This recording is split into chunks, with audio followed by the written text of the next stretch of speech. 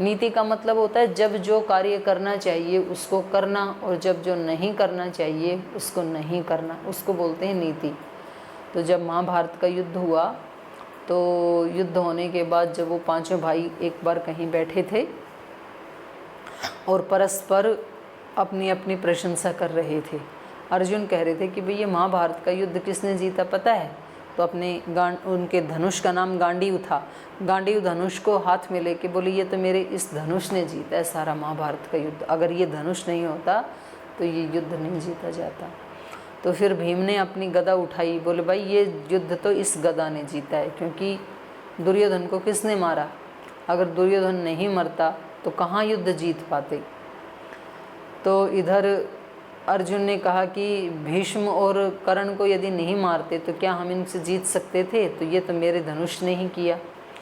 तो फिर उसी समय जो धर्म पुत्र कहे जाते थे युधिष्ठिर, उन्होंने कहा भाई ये तो सत्य ने जीता है ये युद्ध, तो अगर मैं उस दिन ये झूठ नहीं बोलता, अश्वत्थामा हता नरोवा कुंजरोवा, अश्वत्थामा मारा गया पर पता नहीं हाथी या मनुष्य, ऐसा यदि मैं नहीं बोलता तो जो गुरु द्रोणाचार्य हैं वो तो हम सबको उड़ा देते, तो ये तो मेरी उसने जीता ये युद्ध। ऐसे ही नकुल सहदेव अपनी तलवार का वो दिखा रहे थे, अभिमान दिखा रहे थे, तो सब अपना अपना दिखा रहे थे कि मेरे कारण से ये युद्ध जीता गया। तो फिर वहाँ भगवान कृष्ण आ गए, तो उन्होंने कहा कि भाई क्या वार्ता चल रही है, सब भाई मिलकर के क्या गुप्त मंत्रणा कर रहे हैं? तो पांचों भाइयों ने कहा कि केशव आप ही बताओ, आप तो इस युद्ध में शामिल थे नहीं, तो हम में से किसने ये युद्ध जीता, किसकी सबसे ज़्यादा प्रधानता रही इस युद्ध को जीतने में? तो वो हंसने लगे। उन्होंने कहा भाई मैं तो सबको नहीं देख पा रहा था, क्योंकि मैं तो अर्जुन के रथ का सारथी था, तो मेरा काम तो ये था कि रथ को किधर ले जाना है, कब इनको प्रहार के लिए प्रेरित करना है। तो मैं तो एक व्यक्ति के साथ जुटा हुआ था, तो मैं तो कैसे बता सकता हूँ सारी बात। हाँ, एक व्यक्ति था उस समय, बब्रीक नाम का एक राजा था, और वो अत्यंत बलवान था। तो उस समय उसका पराक्रम इतना महान था कि ये माना जाता था कि भाई ये जिस पक्ष में आ जाएगा ना, तो वो ही पक्ष विजयी होना सुनिश्चित है। तो उन्होंने, वो जो है उनकी प्रीति थी कौरवों से, तो वो कृष्ण को ये पहले पता लग गया था कि कौरव उसके पास जाएंगे और निश्चित रूप से वो कौरवों की तरफ से युद्ध करेगा, और यदि बब्रीक युद्ध में उतर गया तो फिर इस युद्ध का परिणाम कुछ और होगा, फिर ये कौरव ही विजयी होंगे, फिर पांडव नहीं जीत पाएंगे। तो उन्होंने नीति से जाकर के उनके पास कुछ मांगने के लिए गए। तो उनका ये नियम था बब्रीक राजा का कि वो मांगने जो कोई व्यक्ति आया है उसको कभी खाली नहीं लौटाते थे। तो भगवान कृष्ण ने कहा, वहाँ जाके उन्होंने कहा कि कुछ मांगने आए हैं, तो उन्होंने कहा कि आप निसंकोच होकर के बताइए, आप स्वयं इतने बड़े यहाँ भगवान के अवतार स्वरूप हैं, इतनी महान शक्ति हैं, इतने बड़े आप योगी हैं, और आप यदि हमारे दरबार में, हमारे दर पे कुछ मांगने के लिए आए हैं तो हम नहीं, आपको वापस नहीं लौटाएंगे। तो उन्होंने कहा मुझे आपका जीवन चाहिए। ये भी तो पूरे थे ना, बोले हमें आपका जीवन ही चाहिए। तो उन्होंने कहा ठीक है, अगर आप ऐसा चाहते हो तो। बोले मैं ये चाहता हूँ कि आप इस युद्ध में भाग ना लें। तो बोले ये तो असंभव है, कहीं धर्म युद्ध हो रहा हो और कोई योद्धा उसकी भुजाएं ना फड़कें, उसके हाथ से धनुष बाण ना उठे, तलवार ना उठे, ये इम्पॉसिबल है। देखो युद्ध होगा तो जहाँ मुझे अन्याय दिखेगा मैं उसका खंडन करूँगा। तो इन्होंने फिर नीति से काम लिया कि, और युद्ध देखने की मेरी इच्छा भी है, क्योंकि एक क्षत्रिय के लिए युद्ध से बड़ा कोई उत्सव नहीं होता है। तो मैं आपको वचन तो मैंने आपको दे दिया, लेकिन आपने मेरी एक जो इच्छा थी एक क्षत्रिय होने के, एक योद्धा होने के नाते, कि मैं इस युद्ध को देखना चाहता था कि इसमें किसकी विजय होने वाली है, तो वो अवसर आपने मुझसे छीन लिया है। तो भगवान कृष्ण ने कहा कि नहीं, वो अवसर हम आपसे नहीं छीनेंगे, आप युद्ध देखते रहना, लेकिन केवल देखते रहना, उसमें इंटरफियर मत करना, आप उसमें कोई जजमेंट मत देना, बस आप केवल देखते रहना क्या क्या हो रहा है। तो उन्होंने स्वीकार कर लिया। तो तो कहते हैं कि कृष्ण ने ना उनका सिर से धड़ अलग कर दिया ताकि वो युद्ध में इंटरफियर ना कर सके, नहीं तो पता नहीं योद्धा को कब जोश आ जाए और कब कौन सी तरफ से लड़ने लग जाए। तो हमारी तरफ से लड़े तब तो बहुत अच्छी बात है, लेकिन अगर अपोजिट साइड में विपक्ष में चला गया तो सारा खेल ही उल्टा हो जाएगा। तो उन्होंने उनका सिर मांग लिया और उस सिर को कुछ ऐसे केमिकल्स डाले होंगे या कोई आध्यात्मिक शक्ति थी, कुछ नहीं पता है।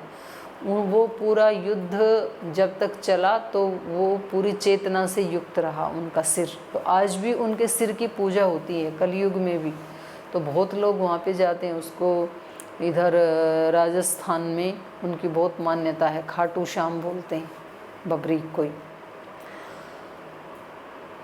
तो भगवान कृष्ण ने कहा कि सारे युद्ध के दृष्टा वो थे, वो देख रहे थे कि युद्ध में किसने क्या किया, तो चलो उनके पास चल के निर्णय करवा लेते हैं। आप आपस में क्यों एक दूसरे को नीचा दिखा रहे हैं।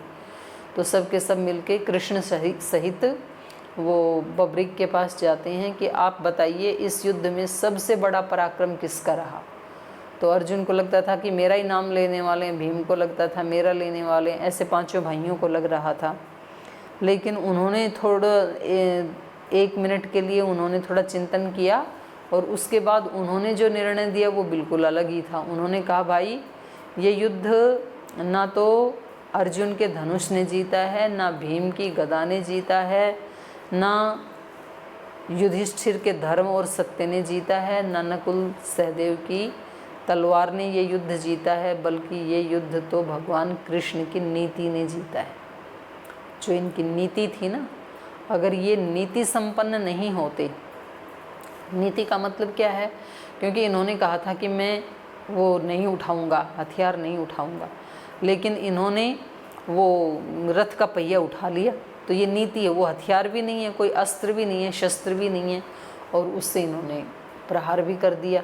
जिस समय कर्ण निहत्था था, रथ में आरूढ़ नहीं था, उसके पास कोई शस्त्र भी नहीं थे, और वो झुक कर के अपने रथ के पहिए को ठीक कर रहा था जो कि ढीला हो गया था। उसी समय इन्होंने अर्जुन को प्रेरणा दी कि आप अभी इसके ऊपर प्रहार कर दो, अभी तीर चला दो। अगर इस समय आप चूक गए तो कर्ण आप कर्ण को जीत नहीं सकते हैं, वो अजय है। तो वहाँ पर अर्जुन ने ये कहा कि ये तो निहत्था है और निहत्थे के ऊपर तो शस्त्र नहीं चलाना चाहिए, अस्त्र शस्त्र चलाना वर्जित है, तो मैं कैसे इसके ऊपर चला सकता हूँ। तो भगवान कृष्ण कहते हैं अभी थोड़ी देर पहले तो आपने कहा था करिष्ये वचनम तव, मेरा अपना कुछ मेरे अंदर नहीं है, जो आप कहोगे वैसा मैं करूँगा। तो अभी क्या हो गया, जैसे मैं कह रहा हूँ वैसे ही करो। तो उस समय फिर अर्जुन, क्योंकि इसका यदि पाप लगेगा तो तुझे नहीं लगेगा, मैं करवा रहा हूँ तो मुझे लगेगा, तो वो बाण चला देते हैं। बोले उस समय अगर वो बाण नहीं चलाते तो कभी भी नहीं मरते। कृष्ण ने ही युधिष्ठिर को नीति के तहत ये मैसेज दिया कि युधिष्ठिर से झूठ बुलवाने का, अश्वत्थामा हत नरो व कुंजरो, ये इनकी नीति थी। क्योंकि अगर ये उस दिन युधिष्ठिर ऐसे नहीं बोलते तो द्रोणाचार्य कभी आपको जीतने नहीं देते।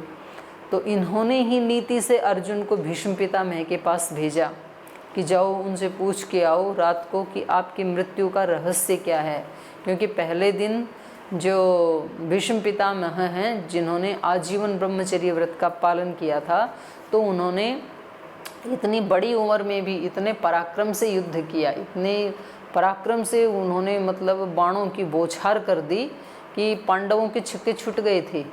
और अगले दिन भी यदि वो इसी तरह से युद्ध करते तो बिल्कुल पांडव जीत नहीं पाते, कौरव जीत जाते। तो रात को भगवान कृष्ण ने अर्जुन से मंत्रणा करके और इन सारे भाइयों को भेजा उनके पास, क्योंकि रात में युद्ध नहीं होता था, ऐसे सिद्धांत थे युद्ध करने के। तो जब ये जाते हैं उनको प्रणाम करते हैं तो वो बोलते हैं कि किस लिए आए हैं। बोले हम तो विजय का आशीर्वाद पाने के लिए आए हैं आपके पास। तो बोले वो तो मैं पहले ही दे चुका हूँ आपको, युद्ध शुरू हुआ तभी मैंने कह दिया था कि आप विजयी हो।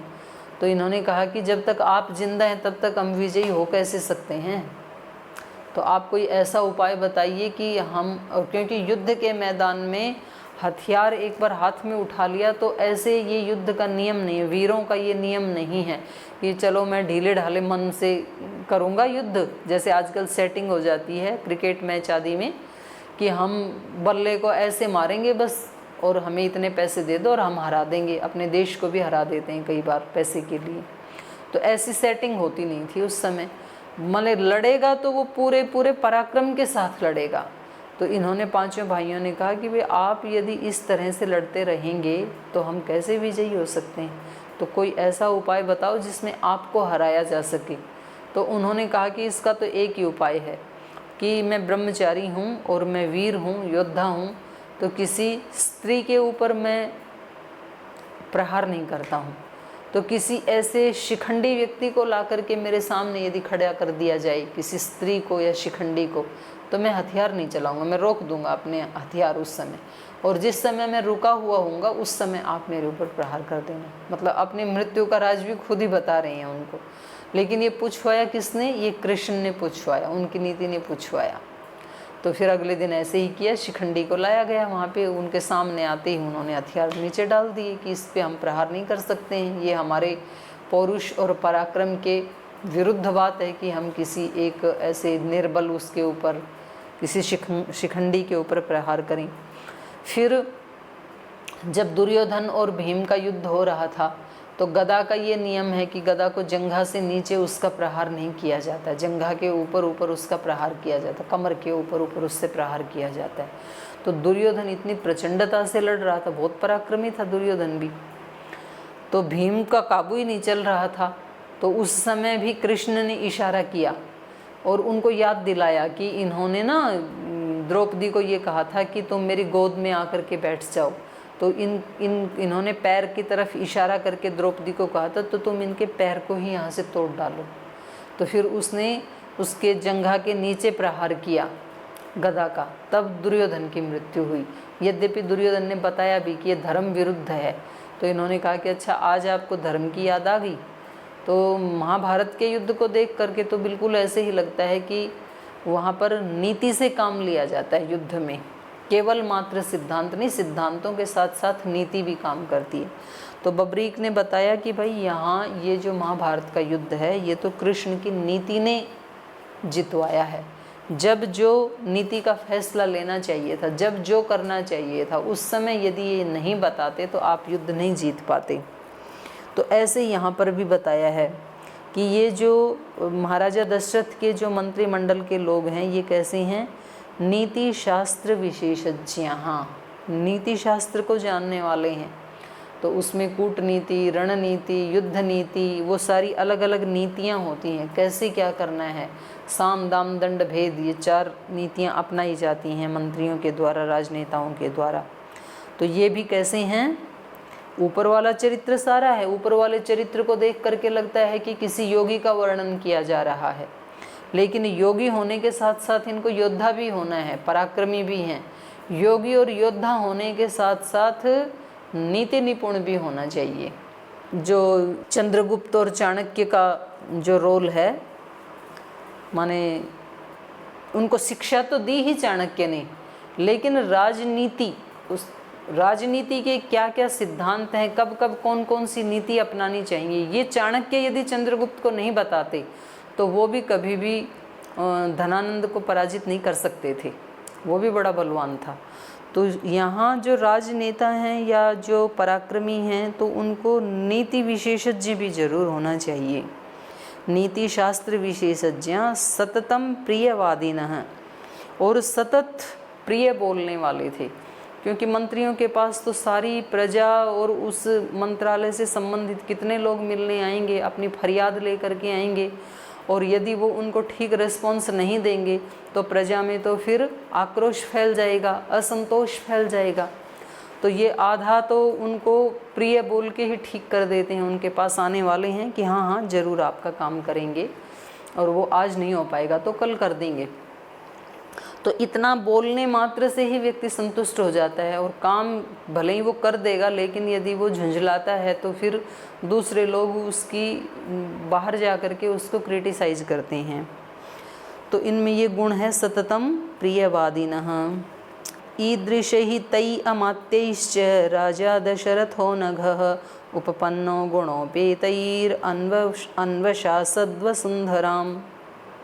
तो कह रहे हैं ईदृशै तैहि अमात्यैहि गुणोपेतैहि, गुणोपेतैः ईदृशई गुणोपेतई, इस प्रकार के गुणों से संपन्न, ये जो ऊपर बताए हैं, ईदृशई गुणोपेतई, गुण उपेतई माने गुणों से संपन्न, इस प्रकार के गुणों से संपन्न, तई अमात्यैहि, उन मंत्रियों के द्वारा, माने उन मंत्रियों को साथ लेकर के, अमात्य मतलब मंत्री, अनघ दशरथ राजा, निष्पाप राजा दशरथ, दशरथ के लिए यहाँ अनघ शब्द का प्रयोग किया है।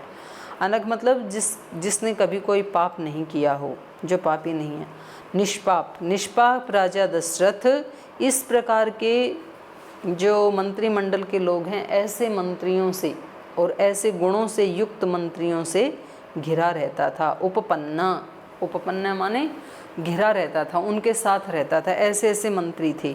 तो ऐसे मंत्रियों को साथ लेकर के वसुंधराम अन्वशासत, उन्होंने इस वसुंधरा के ऊपर, इस पृथ्वी के ऊपर शासन किया। तो ऐसे श्रेष्ठ मंत्रियों के साथ उन्होंने कौशल देश के ऊपर और अयोध्या नगरी में, राजधानी में बहुत सुंदर शासन किया। अवेक्षमाणश्चारेण प्रजाधर्मेण रक्षयन् प्रजानां पालयन् कुर्वन् धर्मं परिवर्जयन्। अवेक्षमाणश्चारेण प्रजाधर्मेण रक्षयन्, तो इस प्रकार से चारेण, जो गुप्तचर हैं, उनके द्वारा, अवेक्षमाणश्च, गुप्तचर हमेशा वो गश्त लगाते रहते थे, अपने देश में भी पड़ोसी देश में भी, तो वो सब सूचनाएं लाके देते रहते थे। तो उनके द्वारा, गुप्तचरों के द्वारा सारी स्थिति को अवेक्षमाणः, देखता हुआ, संज्ञान में लेता हुआ, धर्मेण रक्षयन् प्रजा, धर्म पूर्वक प्रजा की रक्षा करता हुआ, प्रजानां पालनम कुर्वन्, और अपनी प्रजा का पालन करता हुआ, अधर्मम परिवर्जयन्, अधर्म को सब प्रकार से छोड़ते हुए, उस राजा ने वसुंधराम अन्वशासत, इस पृथ्वी के ऊपर शासन किया राजा दशरथ ने। तो ये 2 श्लोक बचे हैं इनके मंत्रिमंडल के। फिर उसके बाद जो है वो अभी पुत्र उत्पन्न नहीं हुए हैं, ये राम आदि के जन्म से पहले का वर्णन है। तो उसके बाद फिर पुत्र उत्पत्ति के लिए अश्वमेध आदि यज्ञ करने का प्रस्ताव मंत्रियों और ब्राह्मणों और गुरुजनों के साथ, ये सारी चर्चा हम अष्टम सर्ग में करेंगे। आज चर्चा को यहीं विराम देते हैं। ओम